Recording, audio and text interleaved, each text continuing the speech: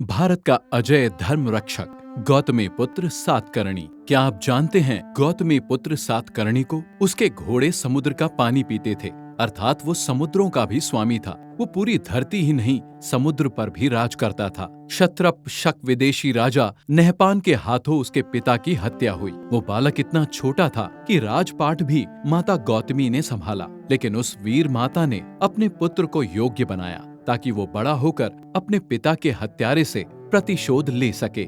ऐसा ही हुआ। उस वीर पुत्र का नाम था सातकर्णी। राजा बनने के बाद 16 वर्ष तक चुपचाप शांति से राजपाट चलाते हुए अपनी सैनिक शक्ति बढ़ाता रहा। पहला आक्रमण पूना पर किया, उसके अगले वर्ष तो सारे महाराष्ट्र को ही उन्होंने अपने नियंत्रण में ले लिया। अब बारी थी कच्छ भरूच के विदेशी शक शासक नहपान की। 2 वर्ष तक सातकर्णी नहपान को घेर कर बैठा रहा।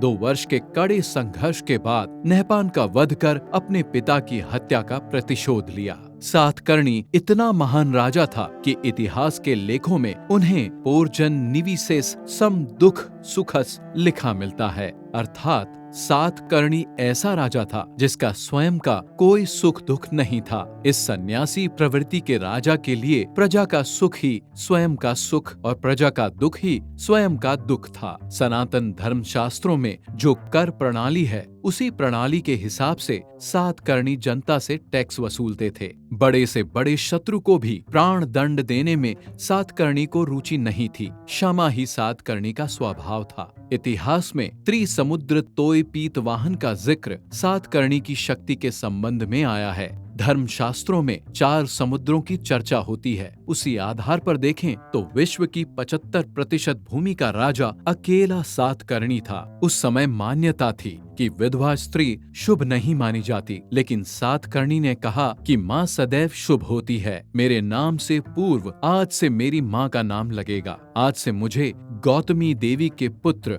गौतमी पुत्र सातकर्णी के नाम से जाना जाए। गौतमी पुत्र सातकर्णी का समय काल ईसा के 100 से 200 साल बाद का माना जाता है।